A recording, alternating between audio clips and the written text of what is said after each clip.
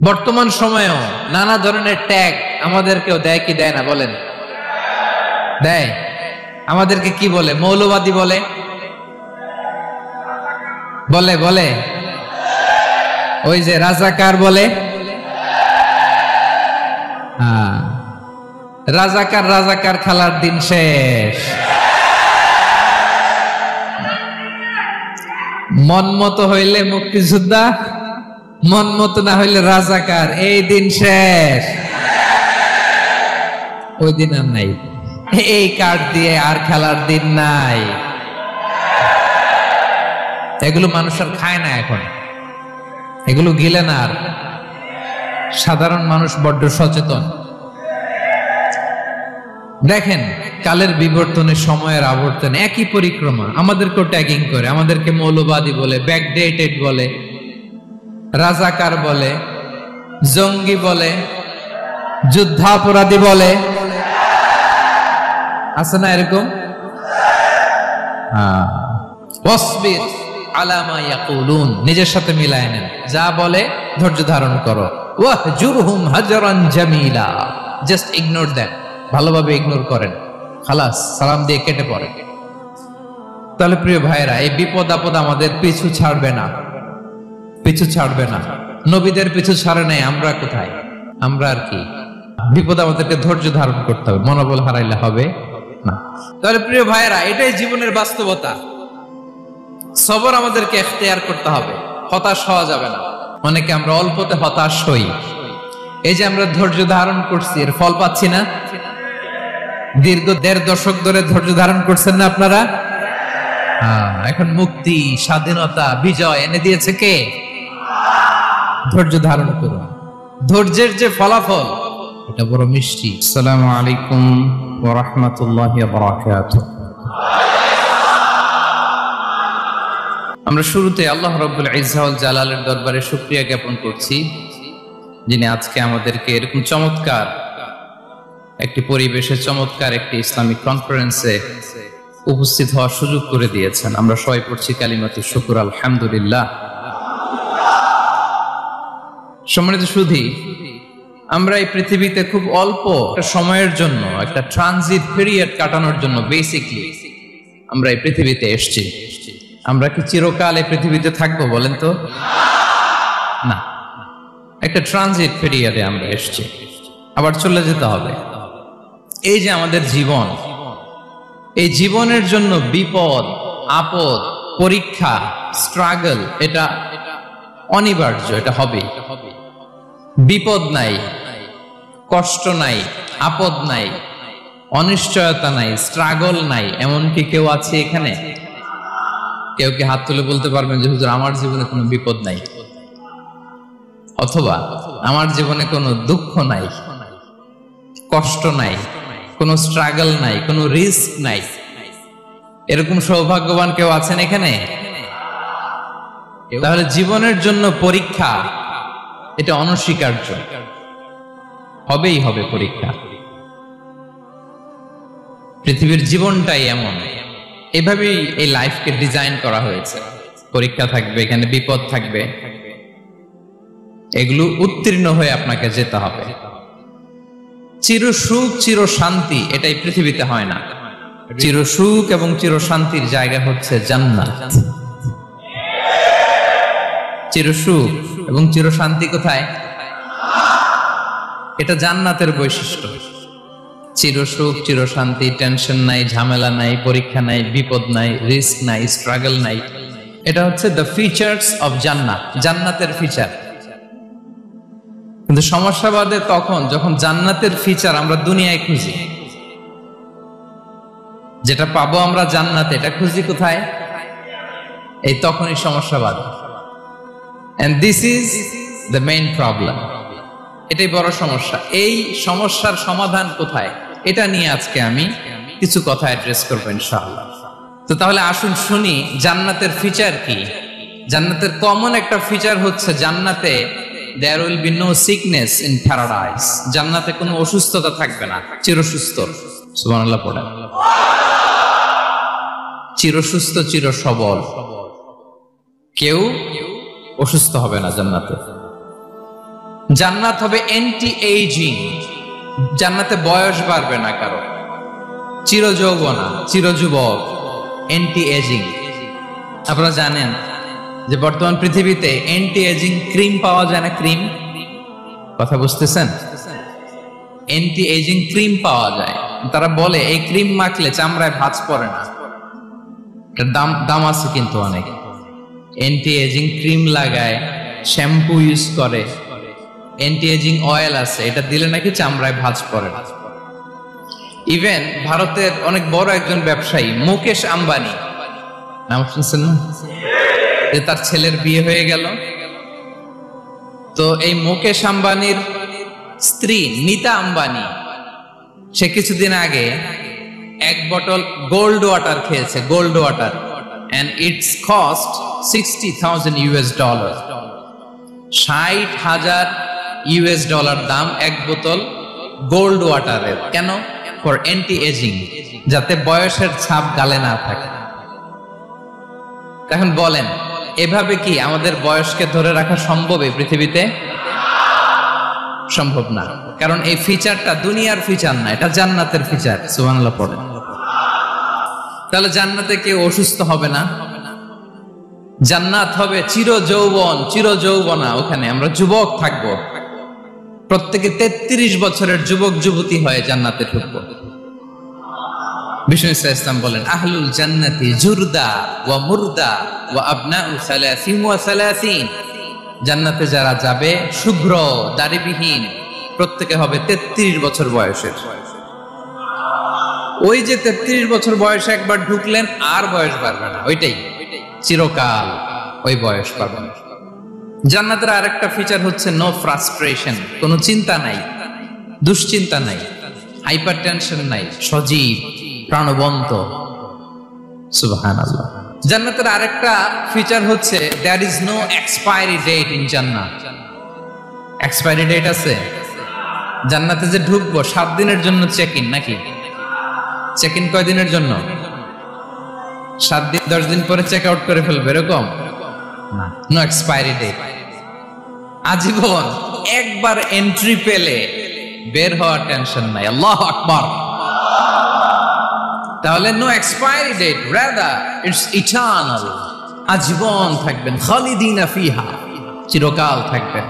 এবং জান্নাতের সবচেয়ে গুরুত্বপূর্ণ ফিচার হচ্ছে there will be no death in জান্নাত। জান্নাতে আপনার আর মৃত্যু হবে না, মৃত্যুর বিদায় হবে। তার মানে আপনি অমর হবেন।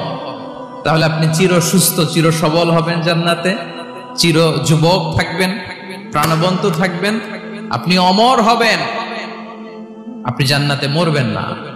জান্নাতীরা যখন জান্নাতে যাবে, ফেরেশতারা ডেকে বলবে, ইয়া আহলাল জান্নাতি ইন্না লাকুম আন তাসিহু ফালা তাসকামু আবাদা। জান্নাতীরা চিরকাল সুস্থ থাকবা, অসুস্থ হবা না। ইন্না লাকুম আন তাশিব্বু ফালা তাহরামু আবাদা। তোমরা শাবাব থাকবা, বুড়া হবা না। ওয়া ইন্না লাকুম আন তাহইয়াউ ফালা তামুতু আবাদা। চিরকাল বেঁচে থাকবা, মরবা না। এবং সেদিন জান্নাতে মৃত্যু দেয়া হবে, মৃত্যু দেয়া হবে।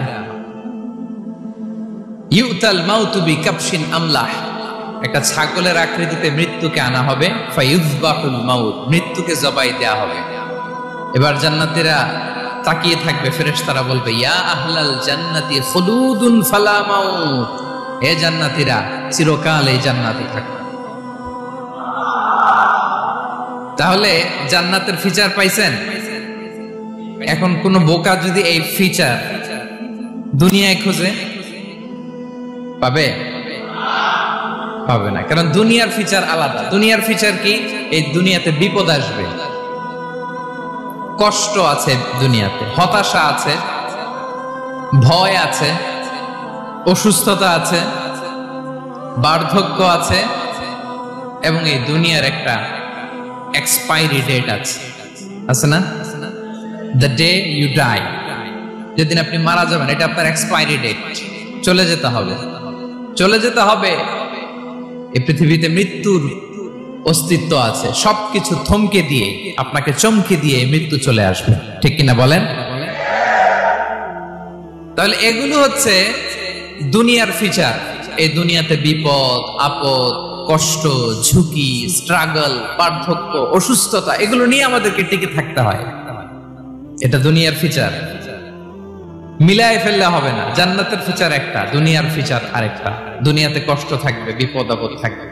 এই দুনিয়ার ফিচারটা আল্লাহ তাআলা কোরআনের একটা আয়াতে খুব চমৎকার ভাবে উল্লেখ করেছেন। সেটা দিয়েই আমি আলোচনা শুরু করেছি। আল্লাহ তাআলা ইরশাদ করছেন, ওয়ালা নাবলুওয়ান্নাকুম বিশাইইম মিনাল খাউফি ওয়াল জু'i ওয়া নাকসিম মিনাল আমওয়ালি ওয়াল আনফুসি ওয়াস সামারাত ওয়া বাশশিরিস সাবিরিন।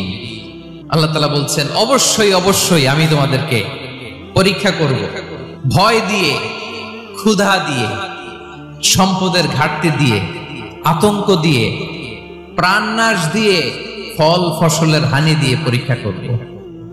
কিন্তু এই পরীক্ষায় যারা উত্তীর্ণ হবে, যারা সবর ইখতিয়ার করবে, ওয়াবাশশিরিস সাবিরিন, ধৈর্যশীলদের জন্যই হচ্ছে সুসংবাদ। আলহামদুলিল্লাহ পড়ে।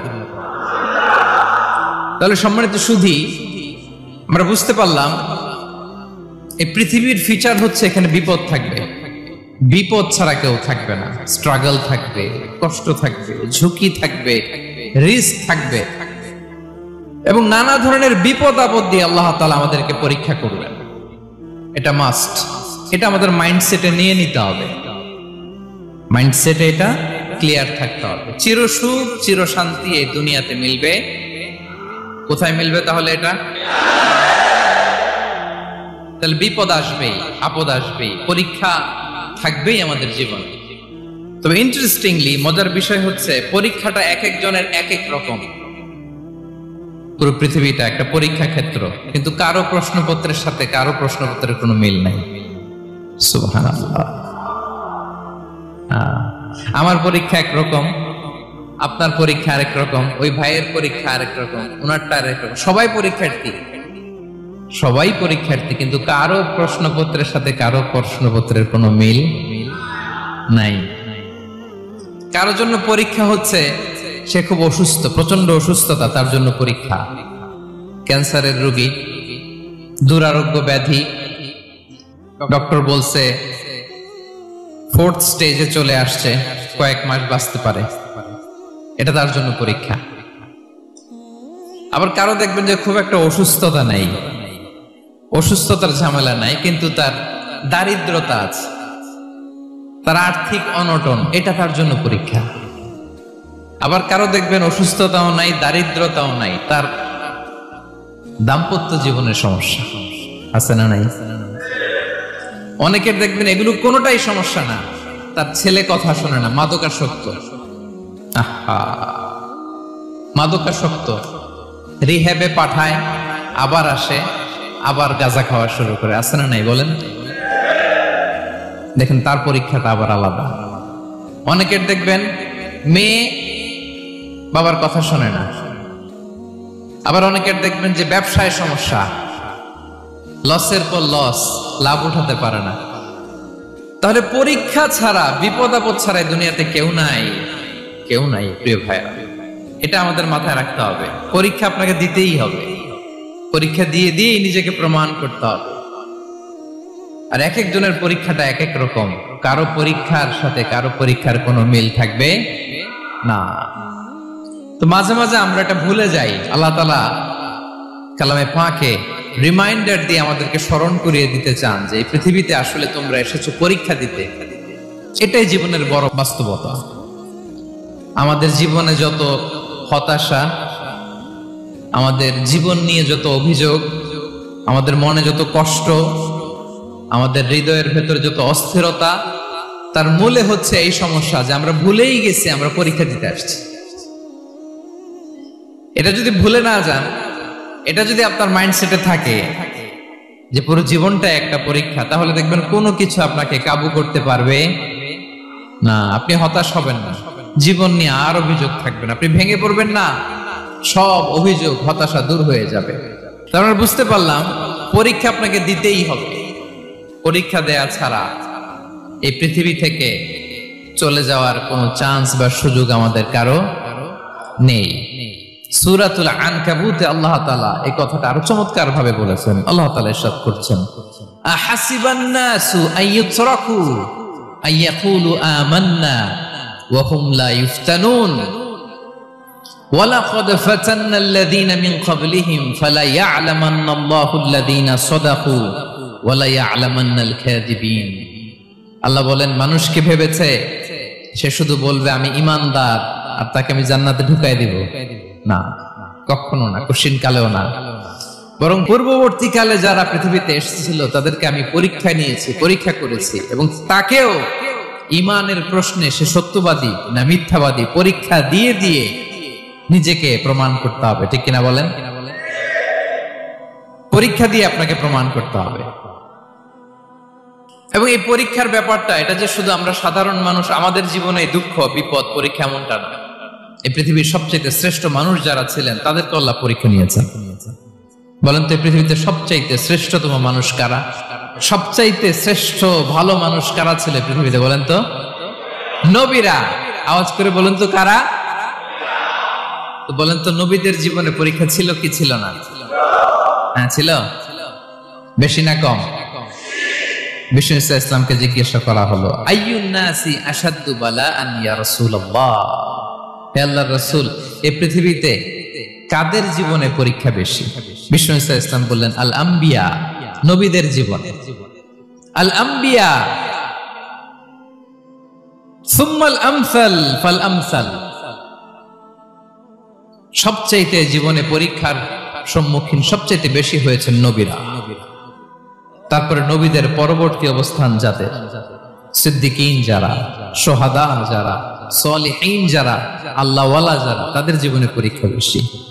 ইউবতালার রাজুলু আলা হাসাবি দীনি, ব্যক্তির দিনদারি যত বেশি তার জীবনে আল্লাহর পরীক্ষাও তত বেশি।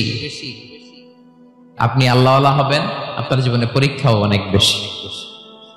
এজন্য ইমানদার হওয়া যেমনি মর্যাদার, ইমানদারের জীবনে পরীক্ষাও হবে অনেক বেশি। এবং পরীক্ষা যত বড়, খেয়াল রাখতে হবে, মন খারাপ করার কোনো সুযোগ নেই। পরীক্ষা যার জীবনে যত বড়, সেটাতে সফল হতে পারলে ওটার প্রতিদানও বড়। পরীক্ষা যত বড়, এটাতে সাকসেস হইতে পারলে এটার রিওয়ার্ডও তত বড়। বিষ্ণু ইসলাম বলেন, ইযামুল জাযাই মা'a ইযামিল বালা, বালা যত বড়, জাযাও তত বড়, প্রতিদানও তত বড়। কারণ নবীদের জীবনে যদি খেয়াল করেন, দেখবেন যেই নবীর জীবনে পরীক্ষা যত বেশি, সেই নবীর জীবনে সফলতাও তত বেশি। সাইয়েদনা ইব্রাহিম আলাইহিস সালামের কথাটা একটু খেয়াল করেন তো, বলেন তো, ওনার জীবনে পরীক্ষা কেমন ছিল? বেশি না কম? ওনার জীবনের পরীক্ষা থেকেই তো আমরা এই শব্দটা ব্যবহার করি। আমরা বলি অগ্নি পরীক্ষা। কি বলি? মানে আগুনে নিক্ষেপ করা হয়েছে সাইয়েদনা ইব্রাহিম আলাইহিস সালামকে।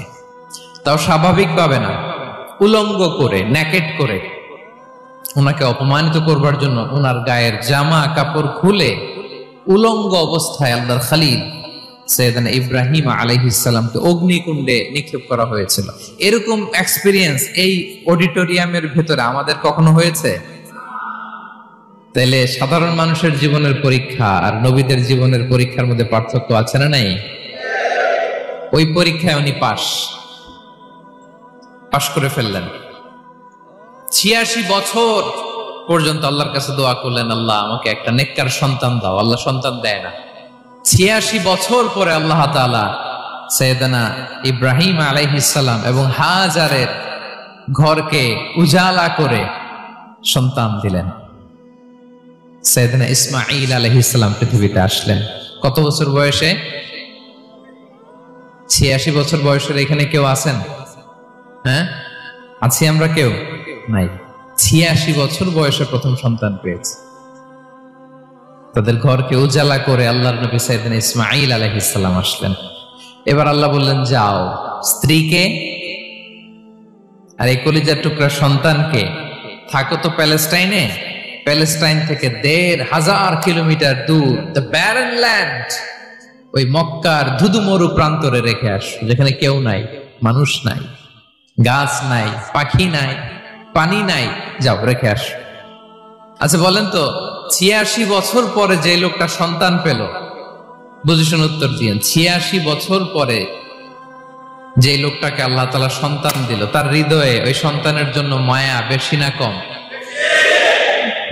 এমনি তো আমাদের প্রথম সন্তানের হিস্ট্রিটা একটু খেয়াল করেন তো। প্রথম আমাদের যে মেয়ে হয়েছিল বা যাদের ছেলে হয়েছিল, তার প্রতি আদর, সোহাগ, দরদ, ভালোবাসা, আহ্লাদ কত ছিল।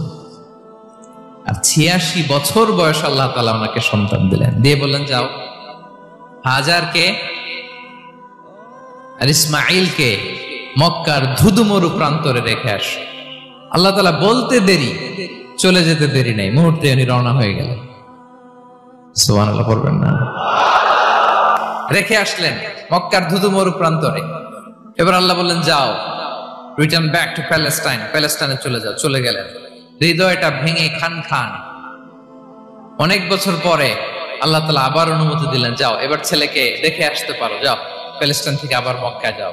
সাইয়েদনা ইব্রাহিম আলাইহিস সালাম প্যালেস্টাইন থেকে আবার 1500 কিলোমিটার পথ পাড়ি দিয়ে, এখনকার মতো ফ্লাইটে যায় না, গাড়িতেও না, উটে করে। কিসে করে?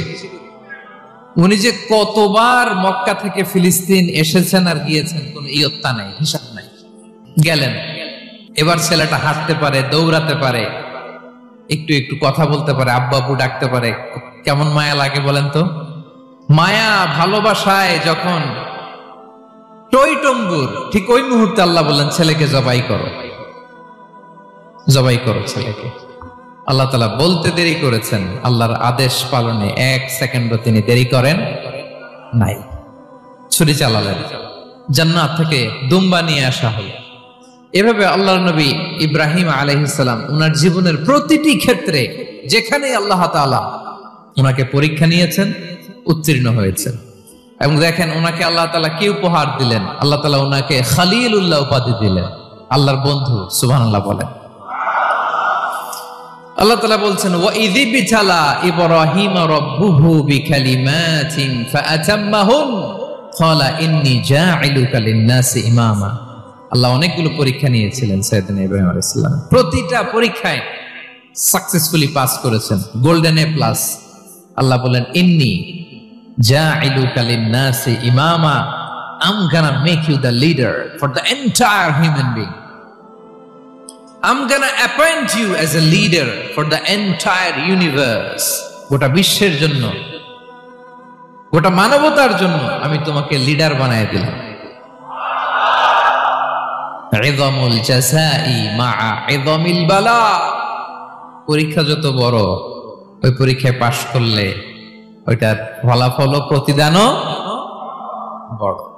তাহলে দেখেন প্রিয় ভাইরা, সাইয়েদনা ইব্রাহিম আলাইহিস সালামের জীবনে পরীক্ষার কোনো শেষ ছিল না। আমি আপনি কোথায়? আল্লাহর খলিলের জীবনে যদি এত পরীক্ষা থাকতে পারে, আমি আপনি কোথায় বলেন তো? এবার বলেন, সাইয়েদনা মূসা আলাইহিস সালাম, ওনার জীবনে তো কোনো পরীক্ষার ছিল না। হ্যাঁ, গুণে শেষ করতে পারবেন? জন্মটাই তো হয়েছে পরীক্ষার মধ্য দিয়ে। মিশরের ছেলে সন্তান হইলেই ফেরাউন বলছে জবাই করো। ওনার মা এরকম সিন্ধুকে করে ভাসায় দিলেন নীল নদীতে। আল্লাহু আকবার! কি একটা রোমাঞ্চকর পরিস্থিতির মধ্য দিয়ে আল্লাহ তাআলা ওনাকে বাঁচালেন। সুবহানাল্লাহ। জন্মই হয়েছে পরীক্ষার মধ্যে দিয়ে।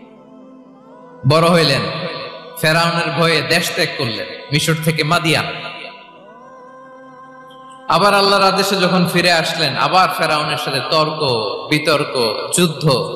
একটা রাত আল্লাহ নবী মূসা আলাইহিস সালাম শান্তি মতো মিশরে ঘুমাতে পারে নাই। একটা রাত। শেষ পর্যন্ত এই ফেরাউন মূসা আলাইহিস সালামকে ধাওয়া করেছে। ফেরাউনের ধ্বংসের আগ পর্যন্ত সে মূসা আলাইহিস সালামকে ধাওয়া করেছে। তার মানে মূসা আলাইহিস সালাম এই বিপদ আপদ পরীক্ষা এগুলো থেকে মুক্তি পান নাই। এবার বলেন ঈসা আলাইহিস সালামের কথা। ওনার জীবনে তার পরীক্ষা ছিল না? কি পরীক্ষা ছিল? হ্যাঁ, আল্লাহু আকবার। Same scenario goes to the biography of every messenger in the world. পৃথিবীর সব নবীর ক্ষেত্রে একই ঘটনা ঘটেছে।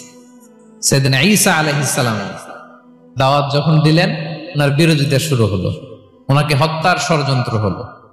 ইভেন কি ওনাকে মারার জন্য বনি ইসরাইলেরা উদ্ধত হলো।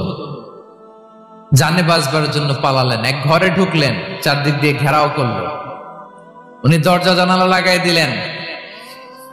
ওরা বললো একজন দরজা ভেঙে জানালা ভেঙে ভিতরে ঢুকো, ঢুকে দেখো বেটা ঈসা কি করে। একজন ভিতরে ঢুকছে, ঢুকার সাথে সাথে বল রাফাআহুল্লাহু ইলাইহি, আল্লাহ তাআলা ঈসা আলাইহিস সালামকে উপরে উঠায় নিলেন। আর যেই লোকটাকে তারা ভিতরে ঢুকালো তার চেহারাকে আল্লাহ তাআলা ঈসা আলাইহিস সালামের চেহারার মতো করে দিলেন। এবার তার বাইরের সাথীরা বলে ঘটনা কি, বেটা ঈসাও বেরোয় না, আমাদের লোকটাও বেরোয় না, সবাই ঢুক। দরজা ভেঙে ভেতরে ঢুকে দেখে ঈসা দাঁড়ায় আছে। বলেন তো এটা ঈসা না মিসা? এটা কি আসল ঈসা? ওমা কতালু ওমা সলাবু ওয়ালাকিন শুব্বিহা লাহুম। আল্লাহ বলে তোমরা আমার নবী ঈসাকে হত্যাও করতে পারো নাই, শুলেও চড়াতে পারো নাই, আমি সেফটি সিকিউরিটি দিয়ে আমার নবী ঈসা আলাইহিস সালামকে আকাশে তুলে নিয়েছি। তাহলে ওনার জীবনও পরীক্ষার শেষ ছিল না। এবার যদি আমরা বিশ্বনবী সাল্লাল্লাহু আলাইহি ওয়াসাল্লামের জীবনের দিকে তাকাই, ওনার জীবনটা দেখেন তো। আমাদের পেয়ারা নবী বিশ্বনবী মুহাম্মদুর রাসূলুল্লাহ সাল্লাল্লাহু আলাইহি ওয়াসাল্লাম, ওনার জীবনে কি স্ট্রাগল ছিল? স্ট্রাগল মাক্কি জীবনের কথা যদি একটু খেয়াল করেন, দেখেন তো 3 বছর শিয়াবে আবি তালেবে জেল খেটেছেন, না খেয়েছিলেন। ওনার বংশের লোকেরা প্রথমে ছাগল খেয়েছে, ছাগলগুলো যখন শেষ, ছাগলের চামড়াগুলো শুকিয়ে ওইটা খাইছে। গাছের পাতা ছাল এগুলো খেয়ে খাবারের অভাবে বেহুশ হয়ে পড়ে থাকতো তারা। না খেয়ে কয়দিন ছিলেন আপনি? আমি কয়দিন ছিলাম না খেয়ে? মনেই তো পড়ে না, না খেয়েছিলাম কিনা কোনোদিন। এ হচ্ছে মাক্কি জীবন। মেন্টালি প্রেসার দেয়া হয়েছে। বিশ্বনবীর চাচা আবু লাহাব, তার 2 ছেলে উতবা আর উতাইবা, এদের সাথে বিয়ে দিয়েছিলেন 2 মেয়ের। যখন দাওয়াত দেওয়া শুরু করলেন 2 মেয়েকে ডিভোর্স দিয়ে দিল। দেখেন একটা বাবার জন্য প্রাপ্তবয়স্কা মেয়েকে যখন উঠায় নেয়ার আগে ডিভোর্স দেয়, তার মানসিক অবস্থাটা কেমন থাকে বলেন? মেন্টালি প্রেসারাইজ করা হয়েছে, ফিজিক্যালি হ্যারাস করা হয়েছে। বিষ্ণু ইসলাম যখন নামাজে দাঁড়াতেন, উটের পচা নারী ভুঁড়ি বিষ্ণুবীর কাঁধে চাপিয়ে দেয়া হতো। আপনার জীবনে এরকম ঘটছে কখনো? আপনি নামাজ পড়তেছেন, উটের পচা নারী ভুঁড়ি আপনার কাঁধে চাপিয়ে দেয়া হয়েছে। কয়দিন হয়েছে এরকম? কয়দিন হয়েছে? হ্যাঁ, তারপরে তো আলহামদুলিল্লাহ বেরোয় না মুখ দিয়ে। কেমন আছেন হুজুর কয়েন না, বেশি একটা সুবিধার না, তাই না? বেশি একটা একটু মিলাবেন। কতটুকু পরীক্ষা আমরা দিয়েছি। তায়েফে গেলেন বিশ্বনবী, তায়েফে গেছিলেন জমির বায়না দিতে, তাই না? জমি কিনবে তায়েফে। তায়েফবাসীদেরকে জাহান্নামের আগুন থেকে বাঁচাতে গিয়েছিলেন, নিজের জন্য না। সেখানে তায়েফের ছেলেরা পাথর মেরেছে বিষ্ণু ইসলামের গায়ে। এত শুভ্র দেহ ছিল, চেহারা ছিল, বিষ্ণুবীর গা দিয়ে ঝরঝর করে রক্ত ঝরেছে। ফিজিক্যাল হ্যারাসমেন্টের শিকার হয়েছেন বিষ্ণু ইসলাম। যখন যেদিন বিষ্ণু ইসলামকে হত্যার ষড়যন্ত্র করা হলো, আল্লাহ তাআলার আদেশে তিনি মক্কা থেকে মদিনায় হিজরত করলেন। মদিনাতে যে একটা রাত, 7ম হিজরির আগ পর্যন্ত শান্তিতে ঘুমাতে পারেন নাই। 3 দিকে 3 ইহুদি বসতি, বনু কাইনুকা, বনু নদীর, বনু কুরাইজা। খাওয়ার মধ্যে বিষ মিশিয়ে দেয়া হয়েছিল বিষ্ণু ইসলামের। বাজুর, খাসির বাজুর রান পছন্দ করতেন। এক ইহুদি মহিলা বিষ্ণু ইসলামের ওই রানের মধ্যে বিষ মিশিয়ে দিয়েছিল। ওই বিষের যন্ত্রণায় মৃত্যুর আগ পর্যন্ত বিশ্বনবী কাতরাতেন।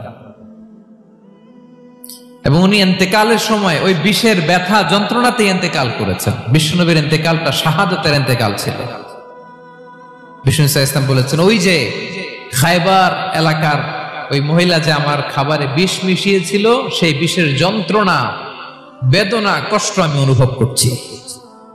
খেয়ে না খেয়ে দিন প্রচারের কাজে নিজেকে দিয়েছ বিলিয়ে, তায়েফের কাফিরেরা চিনল না সে আলো, দুষ্ট ছেলেদের পিছু দিল লেলিয়ে, পাথরের আঘাতে ক্ষত বিক্ষত হয়ে সারা শরীর থেকে রক্ত ঝরে। হে রাসূল তোমাকে ভুলি আমি কেমন করে, হে রাসূল তোমাকে ভুলি আমি কেমন করে। হাজার ব্যথা বেদনার পরে ফিরে আসনি তুমি আপন ঘরে। দিনের আলো তুমি ছড়িয়ে দিতে চলে গেলে মদিনায় মক্কা ছেড়ে। হে রাসূল তোমাকে ভুলি আমি কেমন করে, হে রাসূল তোমাকে ভুলি আমি কেমন করে। ঠিক কিনা বলেন? একটা রাত শান্তির ঘুম তিনি দিতে পারেন নাই। প্রিয় ভাইরা, তাহলে আমরা কি বুঝলাম? বিশ্বনবীর জীবনে পরীক্ষা ছিল কি ছিল না? আমাদের উপায় আছে? আমরা বাঁচতে পারবো এই বিপদ আপদ পরীক্ষা ঝঞ্ঝাল থেকে? বাঁচতে চাইলেও বাঁচতে পারবো? পারবো না। ইমাম মালিক আলাইহি রাহমা নাম শুনেছেন? ইমাম মালিক, ওনার জ্ঞান থেকে লাখো লাখো মানুষ উপকৃত হয়েছে, কোটি কোটি মানুষ উপকৃত হয়েছে। মদিনার রাস্তায় রশি দিয়ে ওনাকে টেনে হিচড়ে এক এলাকা থেকে আরেক এলাকায় নিত জালেম বাদশাহরা। ইমাম মালিক আলাইহি রাহমা। ইমাম আহমদ ইবনে হাম্বল, ওনাকে বেত্রাঘাত করা হতো, চাবুক দিয়ে পেটানো হতো। আল ইমাম আল আযম আবু হানিফা আলাইহি রাহমা, ওনাকে কারাবন্দী করা হয়েছিল। তার মানে দেখেন, যত বড় বড় স্কলার, যত বড় বড় মাশায়েখ, এমনকি আম্বিয়া আলাইহিস সালাম, ওনারাও পরীক্ষা বিপদ আপদ থেকে রেহাই পাইছে? তাহলে আপনি আর আমি পাবো? বলেন তো। তাহলে এটা আমাদের ব্রেইনে গেঁথে নিতে হবে যে জীবন মানেই এখানে বিপদ থাকবে, পরীক্ষা থাকবে, স্ট্রাগল করে করে আমাকে আগাতে হবে। কেউ আমার জন্য রেড কার্পেট বিছিয়ে রাখবে না। এই জীবনটা বড় জটিল। This is life, how it's design. এভাবেই পৃথিবীকে ডিজাইন করা হয়েছে। এখানে বিপদ আছে, কষ্ট আছে। এই পরীক্ষা দিয়ে দিয়ে আপনাকে উত্তীর্ণ হতে হবে। বুঝতে পেরেছেন প্রিয় ভাইরা? নাও দ্য কোশ্চেন অ্যারাইজ, এখন প্রশ্ন হচ্ছে, কেন আল্লাহ এই পরীক্ষা নেন? কেন? আল্লাহ তাআলা সূরা মুলকে বলেছেন এই পৃথিবী সাজানোর, এই জীবন মৃত্যুর এই খেলা, এর উদ্দেশ্যটাকে আল্লাহ তাআলা স্পষ্ট করে বলেছেন। আল্লাযী খালাকাল মাউতা ওয়াল হায়াতা লিয়াবলুয়াকুম আইয়ুকুম আহসানু আমালা। জীবন মৃত্যু দিয়ে তোমাদের জীবনকে সাজানো হয়েছে এজন্য, যাতে করে তিনি তোমাদের পরীক্ষা করতে পারেন। কি করতে পারেন? তোমাদের মধ্যে কে সৎকর্মে অগ্রগামী, কে কাজে ভালো, আমলে ভালো, এটা দেখার জন্য। বেসিকলি আল্লাহর দেখার প্রয়োজন নাই, আমাদেরকে দেখানোর জন্য এই পরীক্ষার আয়োজন। আমি ভালো করবো না খারাপ করবো এটা আল্লাহ জানে না? তো ওনার পরীক্ষা করা লাগে কেন? কথা বলেন। আমি জান্নাতি না জাহান্নামী এটা আল্লাহ জানেন না? বেসিকলি আমাদেরকে জানানোর জন্য এই পরীক্ষার আয়োজন। কাদেরকে জানানোর জন্য? মানে তুমি জেনে যাও তুমি জান্নাতি না জাহান্নামী। আমি ভালো করেই জানি। একটা ছোট্ট উদাহরণ দিলে বুঝতে পারবেন প্রিয় ভাইয়েরা। ধরেন আল্লাহ তাআলা দুইজনকে সৃষ্টি করলেন। উদাহরণস্বরূপ একজনের নাম আব্দুল্লাহ, আরেকজনের নাম আব্দুর রহমান। সৃষ্টির পরে আব্দুল্লাহকে বললেন, আব্দুল্লাহ আমি জানি তুমি পৃথিবীতে 50 বছর হায়াত পাইতা, খুব ভালো কাজ করতে, তুমি দুনিয়াতে অনেক ভালো কাজ করতে, এটা আমি আগেই জানি। আমার অসীম জ্ঞান বলে আমি আগে থেকেই জানি।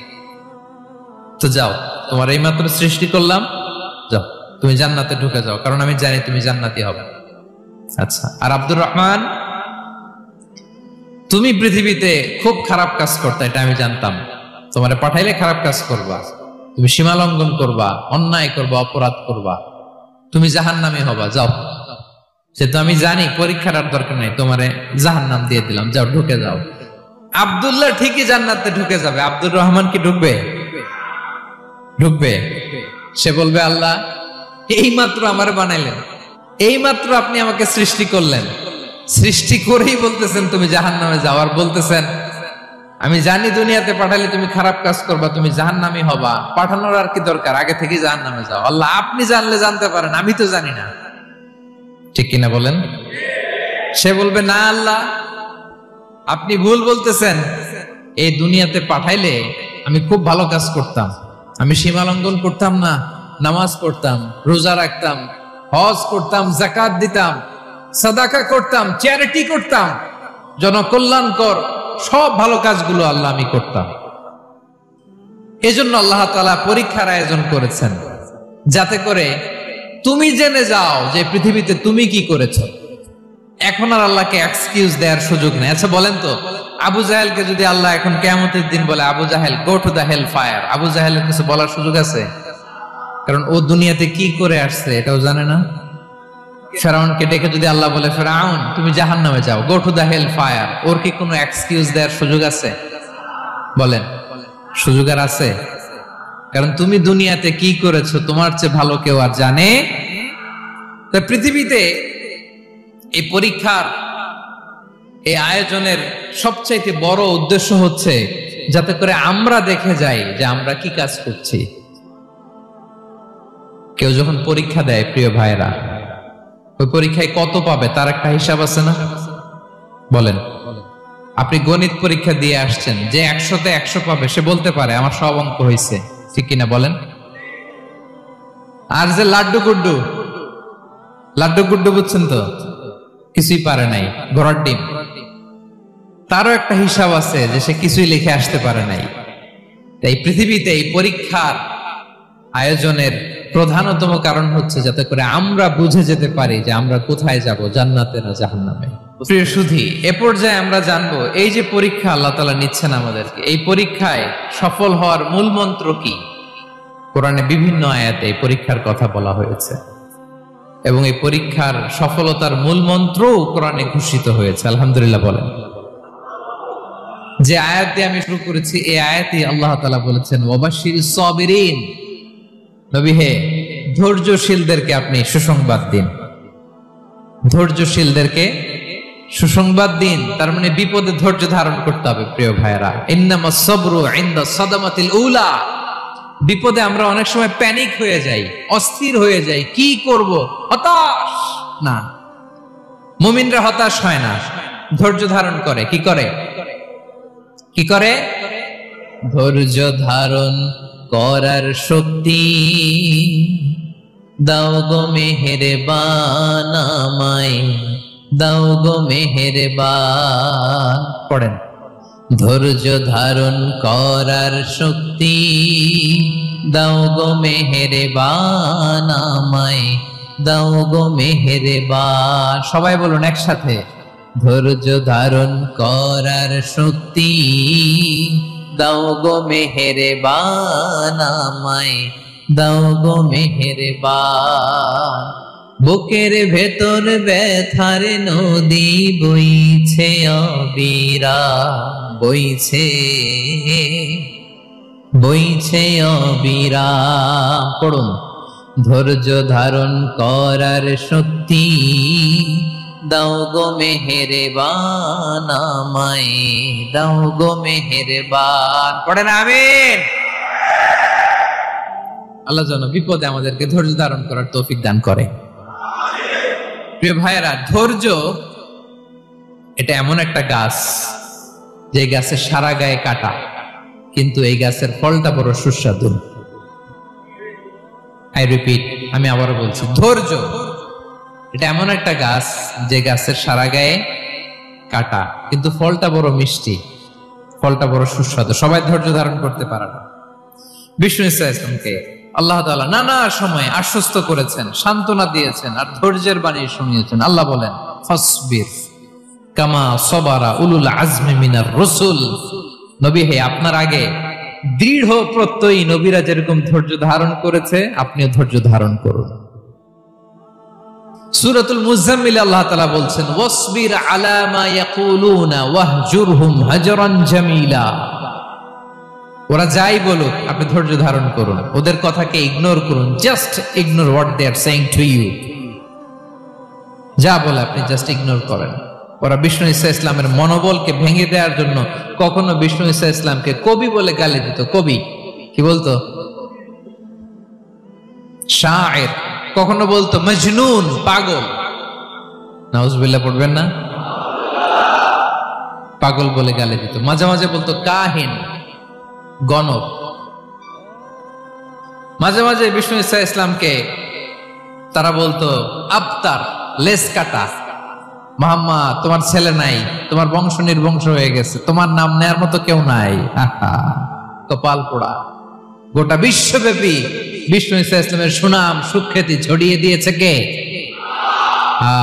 আকাশ বাতাস মাড়িয়ে, সাতাকাশ ছাড়িয়ে আল্লাহর আরশ পর্যন্ত আল্লাহ তাআলা বিষ্ণু নবীর সুনাম সুখ্যাতিকে সুউচ্চ করেছেন। ঠিক কিনা বলেন? ইগনোর করুন। আপনাকে কবি বলে, গণক বলে, আপনাকে পাগল বলে, আপনাকে লেস কাটা বলে, জাস্ট ইগনোর দেন। বর্তমান সময়েও নানা ধরনের ট্যাগ আমাদেরকেও দেয় কি দেয় না বলেন? দেয়। আমাদেরকে কি বলে? মৌলবাদী বলে, বলে বলে ওই যে রাজাকার বলে। রাজাকার রাজাকার খেলার দিন শেষ। মন মতো হইলে মুক্তিযোদ্ধা, মন মতো না হইলে রাজাকার, এই দিন শেষ। ওই দিন আর নাই। এই কার্ড দিয়ে আর খেলার দিন নাই। এগুলো মানুষ আর খায় না এখন, এগুলো গিলে না আর। সাধারণ মানুষ বড্ড সচেতন। দেখেন কালের বিবর্তনে, সময়ের আবর্তনে একই পরিক্রমা আমাদেরকেও ট্যাগিং করে। আমাদেরকে মৌলবাদী বলে, ব্যাকডেটেড বলে, রাজাকার বলে, জঙ্গি বলে, যুদ্ধাপরাধী বলে। আছে না এরকম? ওয়াসবির আলা মা ইয়াকুলুন, নিজের সাথে মিলায় নেন। যা বলে ধৈর্য ধারণ করো। ওয়াহজুরহুম হাজরান জামিলা, জাস্ট ইগনোর দেন, ভালোভাবে ইগনোর করেন, খালাস, সালাম দিয়ে কেটে পড়েন। তাহলে প্রিয় ভাইরা, এই বিপদ আপদ আমাদের পিছু ছাড়বে না, পিছু ছাড়বে না। নবীদের পিছু ছাড়ে নাই, আমরা কোথায়? আমরা আর কি? বিপদ আমাদেরকে ধৈর্য ধারণ করতে হবে, মনোবল হারাইলে হবে না। দেখেন বিশ্বনবী কিভাবে আপনাদেরকে সান্ত্বনা দেয়। বিশ্বনবী বলেন আজাবান লি আমরিল মুমিন, মুমিনের ব্যাপারটা বড় আশ্চর্যজনক। ফাইন্না আমরাহু কুল্লাহু লাহু খাইর, মুমিনের জীবনে যা ঘটে সবটাই খাইর, সবটাই কল্যাণ। ইন আসাবাতহু সাররাউ শাকারা ফাকানা খাইরাল্লাহ ওয়া ইন আসাবাতহু দাররাউ সাবারা ফাকানা খাইরাল্লাহ। মুমিনের জীবনে যদি সুখ আসে তাহলে মুমিন শুকরগুজার হয়, এটা তার জন্য ভালো। আর যদি মুমিন জীবনে দুঃখ আসে তাহলে সে সবর ইখতিয়ার করে, এটাও তার জন্য ভালো। সুবহানাল্লাহ। তাহলে দেখেন আমরা হয় সুখে থাকি নয় দুঃখে থাকি, ঠিক কিনা বলেন?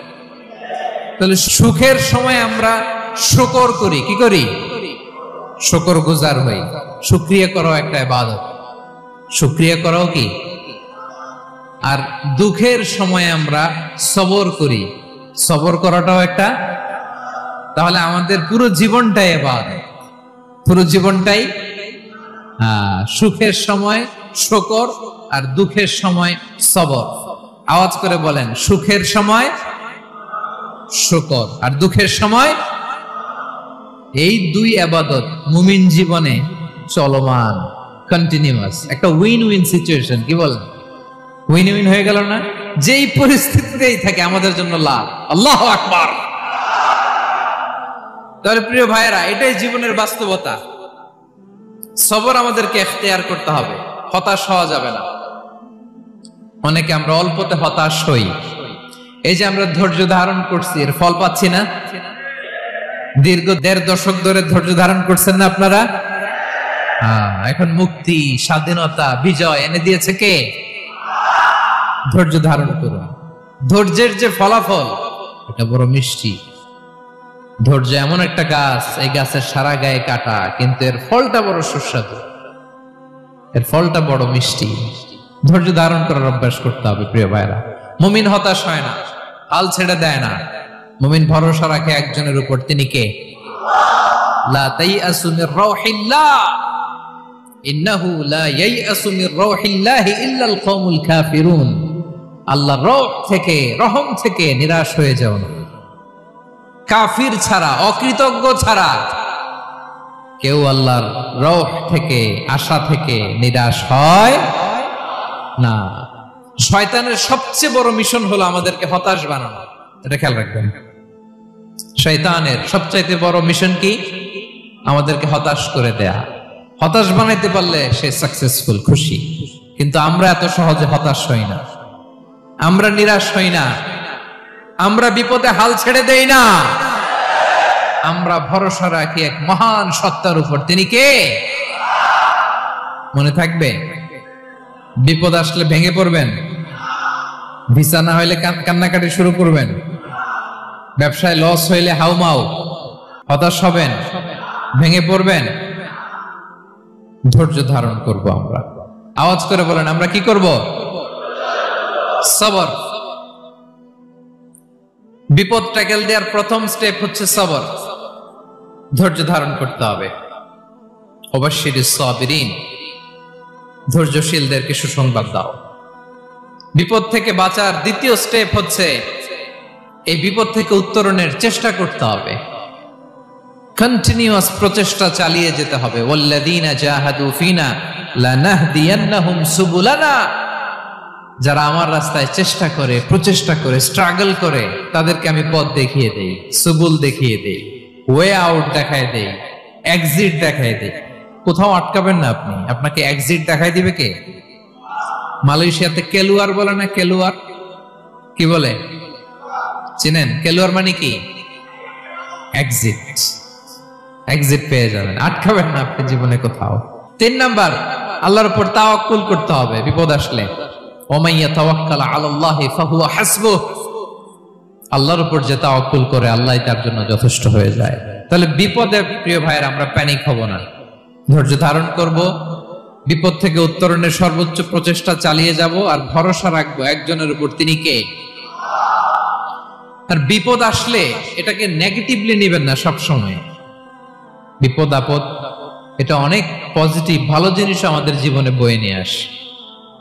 শাইখুল ইসলাম ইবনু তাইমিয়া আলাইহি রাহমা, উনি বলতেন, খুব দামি কথা, খুব হেভি ওয়েট কথা, মনোযোগ দিয়ে শুনুন। তিনি বলতেন, যে নেয়ামত তোমাকে আল্লাহ থেকে দূরে সরায়, ওই নেয়ামতের চেয়ে বিপদ ভালো, যে বিপদ তোমাকে আল্লাহর দিকে ধাবিত করে।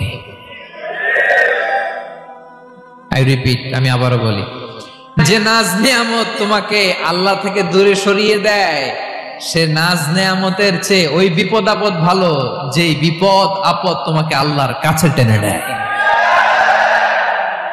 তাহলে বিপদ আপদ আসলে আপনি হতাশ হবেন? আর কখনো দুঃখ করবেন? মোয়ারের ভাইয়েরা, আর মন খারাপ করবেন? আপনি খেয়াল করে দেখেন, বিপদ আসলে আমরা আল্লাহরে ডাকি বেশি। যখন অসুস্থ আপনি খেয়াল করেন তো, আল্লাহ আল্লাহ, তুমি ছাড়া বাঁচানোর কেউ নাই, আল্লাহ আল্লাহ তুমি হেফাজত করো, আল্লাহ তুমি সুস্থ করে দাও। যখন লাইফ থ্রেট, দেখেন আপনি গুম হয়ে যেতে পারেন, আপনার কারাবন্দী করতে পারে, এরকম একটা বিপদের মধ্যে আছেন, তখন খেয়াল করেন তো আল্লাহর সাথে আপনার কানেক্টিভিটি, রিলেশনশিপটা কতটা ডেভেলপ হয়। কারণ বিপদে পড়লে আমরা আল্লাহরে ডাকি বেশি। তাহলে বিপদ আপদেরও কিছু পজিটিভ সাইড বা দিক আমাদের জীবনে আছে না নাই? অনেক পজিটিভ দিক আছে, কয়েকটা শেয়ার করি। 1 নাম্বার, আল্লাহ, 1 নাম্বার পজিটিভ সাইড তো বললাম, ইমাম ইবনু তাইমিয়া যেটা বললেন। এরপরে হচ্ছে মাঝে মাঝে আল্লাহ তাআলা আমাদের মর্যাদাকে আপগ্রেড করতে চায়, এলিভেট করতে চায়। আপনি ধরেন কোন একটা এয়ারলাইন্সের regular passenger, regular passenger, ticket কাটেন, মাঝে মাঝে হঠাৎ করে দেখবেন কাউন্টারে গেলে তারা বলে you are upgraded to business class অথবা you are upgraded to first class. যেহেতু রেগুলার প্যাসেঞ্জার, অনেক মাইলস জমা হয়েছে, আপগ্রেড করে দেয়। আল্লাহ তাআলা মাঝে মাঝে চায় তিনি আমাদের মর্যাদাকে, র্যাঙ্ক এটাকে আপগ্রেড করবেন, কিন্তু আমার যে আমল আখলাকের অবস্থা ওইটা দিয়ে ওই আপগ্রেড র্যাঙ্কে যাওয়ার সুযোগ নাই। বুঝতেছেন কথা? আল্লাহ চায় আমার লেভেল একটু আপ করতে, কিন্তু আমার আমলের যে অবস্থা এতে আমি ওখানে যাই না। তখন আল্লাহ কিছু বিপদ আপদ দিয়ে, পরীক্ষা দিয়ে বান্দাকে টেস্ট করে। ওই পরীক্ষায় যদি উত্তীর্ণ হন, সাথে সাথে আল্লাহ তাআলা আপনার লেভেল বা র্যাঙ্ক আপগ্রেড করে দেয়। সুবহানাল্লাহ পড়বেন না? তাহলে লাভ না লস? আওয়াজ করে বলেন, লাভ না লস? মুমিন জীবনের সব লাভ। যত বিপদ আপদ আপনাকে স্পর্শ করে প্রতিটাতেই আপনার জন্য কল্যাণ। বিষ্ণু ইসলাম বলেন, মা ইউসিবুল মুসলিমা মিন নাসাবিন ওয়ালা ওয়াসাবিন ওয়ালা হাম্মিন ওয়ালা হুজনিন ওয়ালা আযান ওয়ালা গাম্মিন হাত্তা শাওকাতি ইউশাকুহা ইল্লা কাফারাল্লাহু বিহা খাতায়া।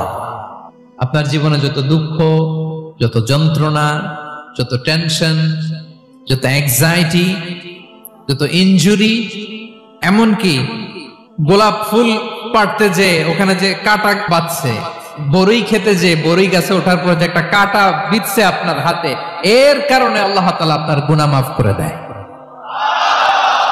সুবহানাল্লাহ। তাহলে বিপদ আপদ দিয়ে আল্লাহ বান্দার মর্যাদাকে আপগ্রেড করে। বিপদ আপদে ফেলে আল্লাহ তাআলা বান্দার পাপ মোচন করে। বিপদ আপদ দিয়ে আল্লাহ তাআলা বান্দার শাস্তি মওকুফ করে। এমন পাপ করছেন এটার জন্য শাস্তি বরাদ্দ হয়ে গেছে, কিন্তু আল্লাহ তাআলা ওই শাস্তি থেকে মাঝে মাঝে আপনাকে বাঁচাতে চায়, তখন কিছু বিপদ দিয়ে বান্দারে পরীক্ষা করে। উত্তীর্ণ হলেই আল্লাহ তাআলা ওই শাস্তিকে মওকুফ করে দেয়। তাহলে আসুন সামারি করি, পুরো আলোচনাটার সামারি করি। বিপদ আপদ, পরীক্ষা, স্ট্রাগল, কষ্ট, এটা সুন্নাতুল্লাহি ফিদ দুনিয়া। এই দুনিয়ায় আল্লাহর সুন্নাত, এর বাইরে কেউ যেতে পারে না, ইভেন নট দ্য মেসেঞ্জার্স, নবীরাও না। আজকের আলোচনায় শুনছেন না নবীদের জীবন দিয়ে কি গেছে, ups and downs, test and trial, নবীরাও না।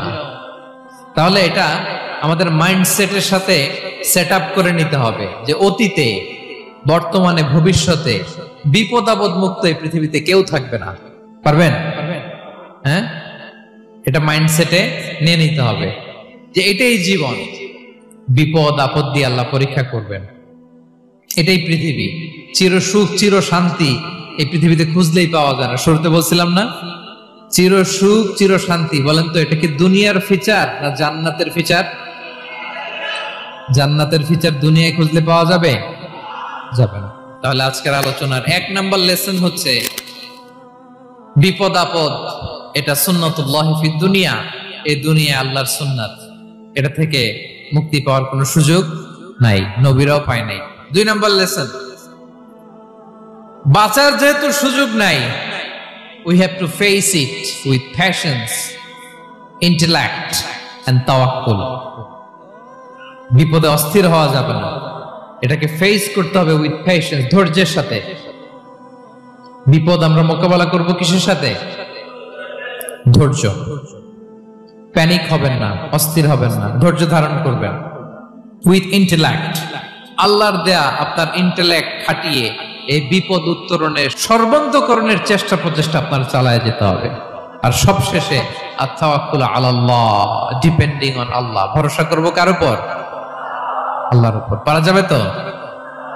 আচ্ছা, 2টা লেসন গেল। 3 নাম্বার লেসন হচ্ছে আমাদের ছেলে মেয়েদেরকে we have to educate our child regarding the test and trial in this dunya. দুনিয়ার এই বিপদ আপদের ব্যাপারে আমাদের ছেলে মেয়েদেরকে শেখাতে হবে, বুঝাতে হবে। ওরা ছোট মানুষ তো অস্থির হয়ে যায়, আব্বু আমার সাথে কেন এমন হয়, আমারই শুধু পেন্সিল চুরি হয়, আমারই শুধু এটা হয়, আমি পরীক্ষায় খারাপ করি, আমি ব্যথা পাই, আমার এই আমার সেই। ছোট মানুষ তো বুঝে না। ওরা বুঝাইতে হবে যে বাবা this is the essence of life. এটাই জীবন, এটাই কি এই লাইফ হ্যাকস গুলো তাদেরকে শেখাইতে হবে। ডোন্ট বি প্যানিক হওয়া যাবে না। This is how life is design. এটাই জীবন। বিপদ আপদ আসবে, এটাকে মেনে নিতে হবে, ছেলে মেয়েদেরকে শিখাইতে হবে, তাহলে তারাও প্যানিক হবে না। পারবেন তো ইনশাআল্লাহ?